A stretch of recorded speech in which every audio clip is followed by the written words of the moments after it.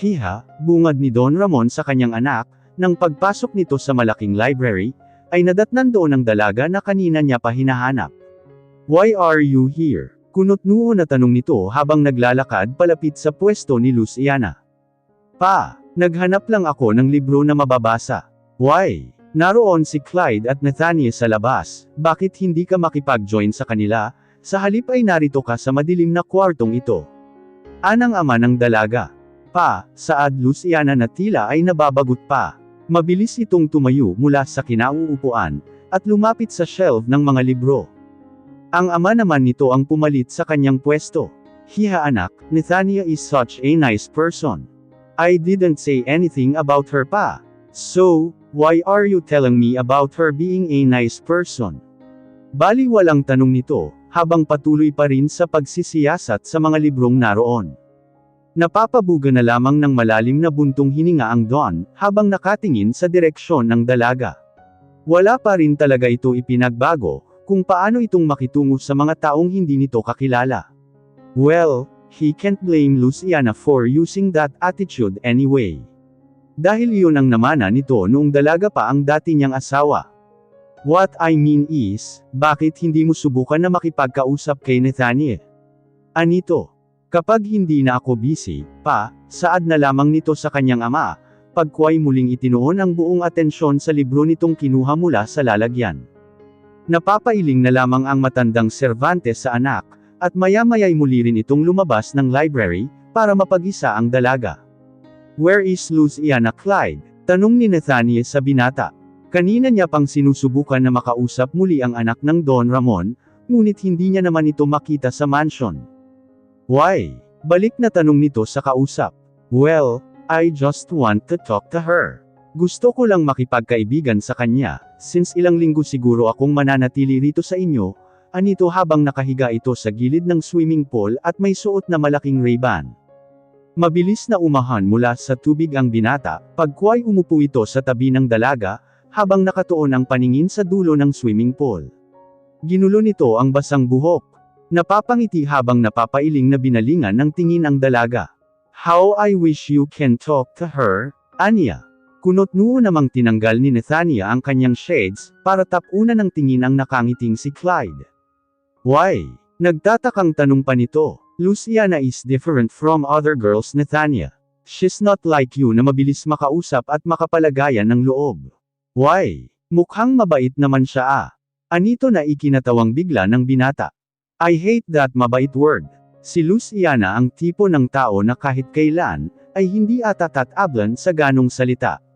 Yeah, maybe she has this angelic and adorable face. Pero taliwas naman ang ugaling mayroon ito.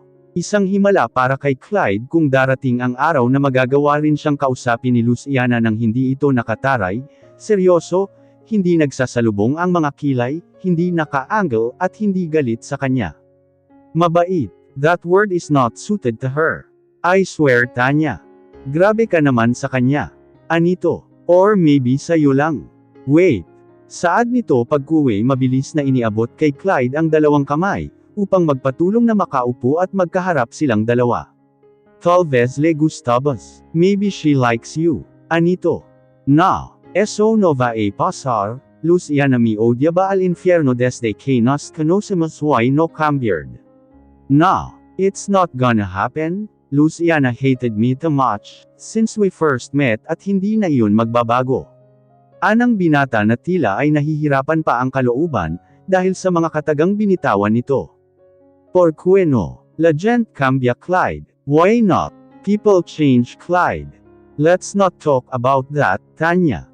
Anang binata na halatang iniiwasan na mapag-usapan ang bagay na iyon. Oo na. Aaminin niya rin na he liked Luciana. Napatunayan niya iyon, lalo sa sarili sa ilang gabi ang nagdadaan na ito lagi ang laman ng kanyang isipan. Laging nanggugulo sa kanyang sistema, kahit pilitin niya manghuwag itong isipin. Pero ang sabihin na Luciana liked him, ibang usapan na iyon. Umiiwas ka lang. Porque ya te gusta da ella. Why? Because you already liked her. Nanunudyo pang tanong nito sa binata. Ramdam ni Clyde ang pag-iinit ng kanyang tainga. Bigla siyang nakaramdam ng hiya sa dalaga, dahil sa mga sinabi nito sa kanya. Bakit ba ang galing manghula ng babaeng ito tungkol sa kanyang nararamdaman? Even they were in Spain. Mas nauuna pang malaman ni Nathaniel na gusto niya ang isang babae, kaysa sa sarili niyang mismo. Salik, mabilis na saad nito pagkuway sunod-sunod na sinabuyan ng tubig ang mukha ng dalaga, bago ito tumayo at tumalon sa tubig. Ang malulutong na tawa naman ni Nathaniel ang naghari sa tahimik, at malawak na swimming pool area, habang patuloy pa rin sa panunudyo sa binata. Senyorita, antag ng isang kasambahay kay Luciana, habang nasa likod ito ng babasagin na pinto, at nakatanaw sa dalawang tao na masayang naglulunoy sa tubig. Seryoso at walang ekspresyon ang mukha, nabaling niya sa matandang babae. Nakahanda na po ang pagkain. Sa kwarto po ako kakain. Pakidala na lang dun. Salamat. Aniya at walang palem at mabilis na naglakad para tunguhin ang mataas na hagdan. Umupo ito sa mahabang sofa na nasa maliit na pinakasala sa kanyang kwarto, at muling binuksan ang libro na hawak niya kanina pa. Pinipilit na ituon doon ang buong atensyon, ngunit hindi naman ito magawa. Bumabalik sa kanyang utak ang nakangiting mukha ni Clyde, habang nakikipag-usap ito sa babaeng bisita. Mula sa bukas na pinto ng kanyang Teresa, muli niyang narinig ang nakakarinding tawa ng babae para sa kanya. Wala sa sariling tumayo ito mula sa kinauupuan, at padabog na lumabas sa terrace upang silipin muli ang dalawa. Tumatawa ang babae habang nakayakap ito sa katawan ng binata. Ganon din si Clyde. Ano bang nangyayari sa akin? Tila ay naiinis na tanong nito sa sarili. Pagkuway mabilis na isinarado ang sliding door. Ano bang pakialam ko sa kanilang dalawa? Tanong pa nito sa sarili. Mabilis itong napabuga ng malalim na paghinga. Bago muling maupo sa sofa at ipinagpatuloy ang pagbabasa. Ano ba? Bakit ba ako nagkakaganito? I don't like him. At hindi pwedeng mangyari yun. Pero bakit ganito ang nararamdaman ko? Bakit naiinis ako sa kanya? Sa kanila? Tanong sa sarili nang muli nitong itiklop ang librong hawak niya. Luciana, think okay. Mag-isip ka ng mabuti. Wala kang pakialam sa kanila kung maglandian man silang dalawa.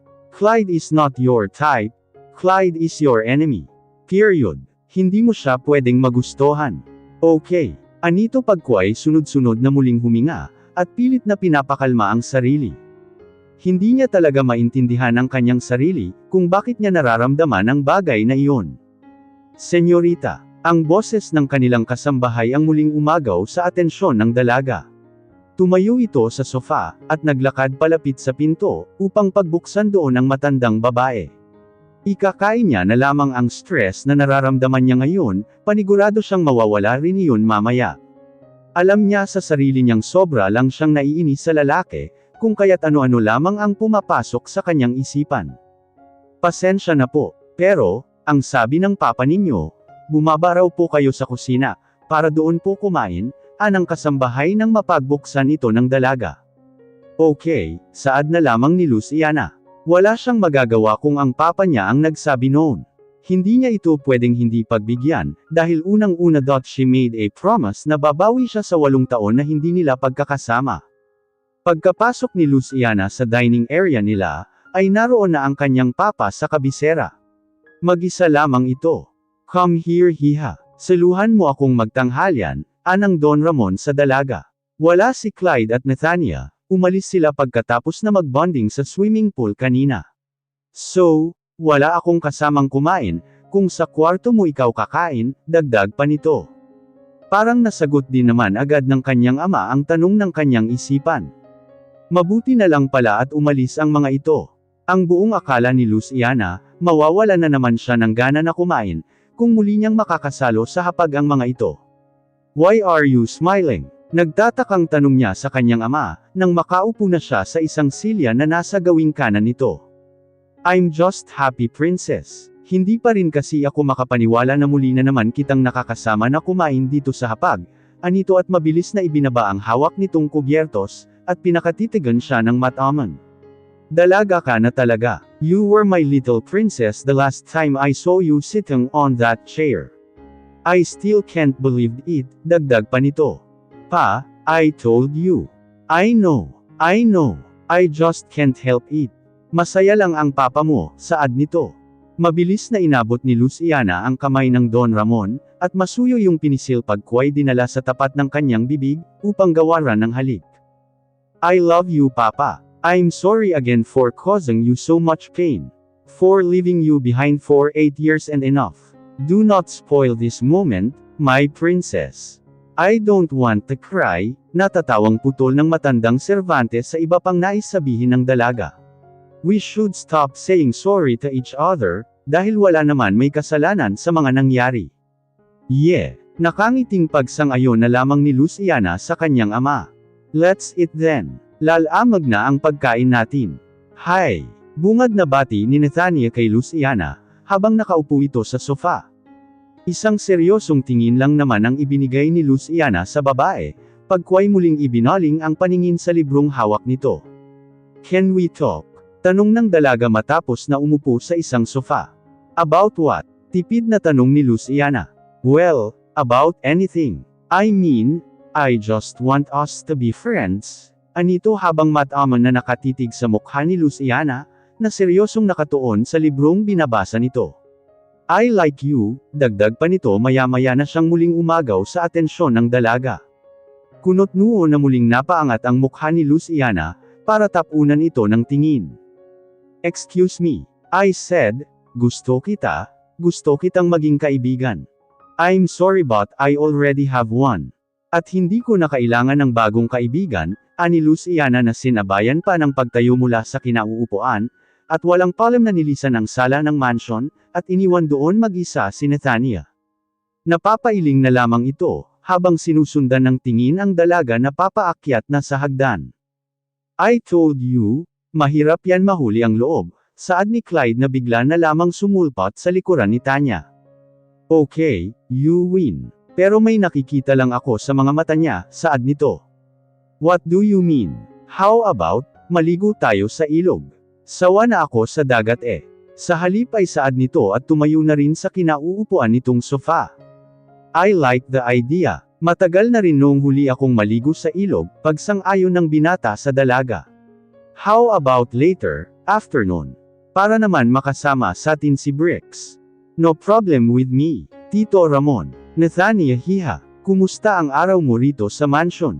Nakangiting tanong ni Don Ramon sa dalaga, nang ito mismo ang unang sumalubong dito pagkababa pa lamang nito, mula sa Mercedes-Benz. Okay lang naman po. By the way, aalis kami ni Clyde mamaya. Nag-aya po ako sa kanya na maligo sa ilog, anito. Nice idea. Isama nyo na rin si Luciana, para naman hindi nagkukulong sa bahay ang anak kong iyon. Exactly, that's why lumapit po ako sa inyo. Kayo po sana ang pakikiusapan ko, para makausap si Luciana at pumayag sa gusto ko. Hindi niya po kasi ako kinausap kanina ng maayos. I mean, I'm just trying to be her friend, you know, saad pa nito sa matandang Cervantes, habang nakayakap ang mga kamay nito sa braso ng Don. Okay, ako na ang kakausap sa kanya. Thank you po Tito, nakangiti pang saad ni Nathania, pagkway mabilis na hinalikan sa pisngi ang Don Ramon. Pa, nakauwi na po pala kayo.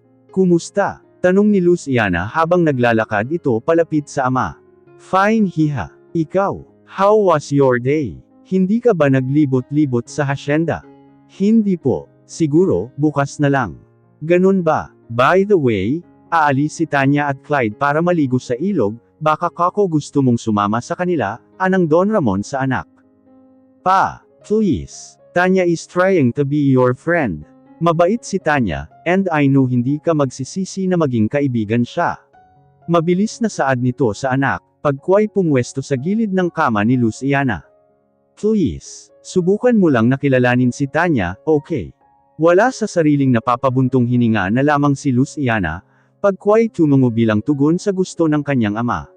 Susubukan niya, parang hindi kasi palagay ang loob niya sa babae magmula noong unang kita niya pa lamang dito. Salamat, be ready, okay? Aalis kayo mamaya, aniya. Tila natatamad na napaupo na lamang ang dalaga sa ibabaw ng kanyang kama, nang tuluyan ng makalabas sa kanyang kwarto ang ama. Maya-maya ay nakarinig siya ng katok mula sa labas ng kanyang kwarto. Senyorita, pinapatawag na po kayo ni Don Ramon. Nasa ibaba na po sila Senyorito Clyde at naghihintay sa inyo. Anang kasambahay sa dalaga. Susunod ako. Anito pagkway tumayo na rin sa kanyang pwesto, para magbihis at lumabas sa kanyang kwarto. Nasa puno pa lamang ng hagdan, ay tanaw na ni Luciana mula sa salas ang dalawang lalaki, at isang babae na naghihintay sa kanya. Blanca ang ekspresyon ng mukha nitong nagpatuloy sa pagbaba ng hagdan, at lumapit sa tatlo. Magandang hapon, senyorita. Nakangiting bati sa kanya ni Brix, na hindi man lang pinagkaabalahang tugunin ng dalaga. Let's go, kung wala na kayong ibang kailangan na dalhin. Anang Clyde na pasimple pang sinulyapan ng dalaga na nasa harapan niya. Suot nito ang isang short shorts na kupas, habang parehong may butas ang gilid ng hita, at lagpas ang dalawang bulsa roon. Samantala isang itim na spaghetti strap ang suot naman nito sa pangitaas. Hindi tuloy mapigilan ni Clyde ang lihim na mapalunok sa sariling laway, dahil sa nakikitang maputing cleavage ng dalaga.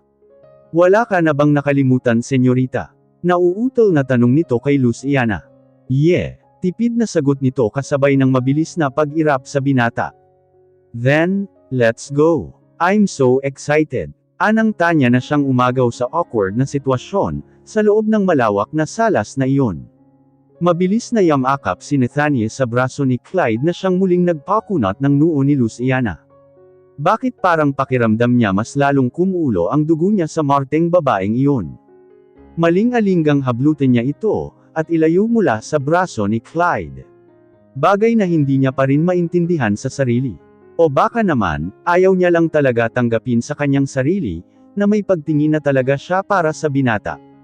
Senyorita, antag na tawag sa kanya ni Brix, na hindi niya namamalaya nasa tabi niya na pala, Kako, naghihintay na po sa pick-up ang Senyorito Clyde at Tanya. Anito at itinuro pa ang dalawa na nakapwesto na nga sa loob ng sasakyan. Tila wala sa sariling napapabuntong hininga na lamang ng malalim si Luciana, bago ito muling humakbang para lumapit sa dalawa. Halos mag-isang linya na rin ang kanyang mga kilay, at padabog na sumakay sa likuran ng sasakyan. Are you okay, Luciana? Tanong ni Nathaniel sa kanya nang magbaling ito ng tingin sa gawin niya. Anito at mabilis na nag-iwas ng tingin, nang mahadjap ng kanyang mga mata mula sa rearview mirror ng sasakyan na nakatingin rin sa kanya si Clyde. Tahimik lamang siya sa buong biyahe, habang nakikinig sa masayang usapan ng tatlo. Parang nagsisisi tuloy ang dalaga, kung bakit pumayag pa siya sa pakiusap ng kanyang ama. Kung titingnan kasi, para siyang silimpusa sa tatlong kasamahan niya. Ang mga ito lamang ang nag-enjoy sa lakad nila, samantalang hindi pa rin may pinta ang mukha ni Luciana. Hanggang sa marating nila ang ilog, na minsan na niyang napuntahan noong dalagita pa siya. Medyo nag-iba lang ang hitsura nito ngayon kumpara noon. Mas malilim na ngayon ang buong paligid dahil sa matataas na puno ng kahoy, at mayayabong na dahon. Ako na ang bahala na mag-ayos ng pagkain natin. Anang Nathaniel pagkababa pa lamang nila sa pick-up. Mabilis namang naglakad palayo sa dalawa si Luciana, at inabala ang sarili maging ang paningin sa buong paligid. Senyorita, anang Brix nang lumapit ito sa dalaga. Bakit? Baka naiinitin ka na, malamig ang tubig. Anito, sasamahan kita. Sige mauna ka na. Mamaya na ako. Sigurado ka. Saad na lamang ng dalaga. Pagkway muling ipinagpatuloy ang paglalakad.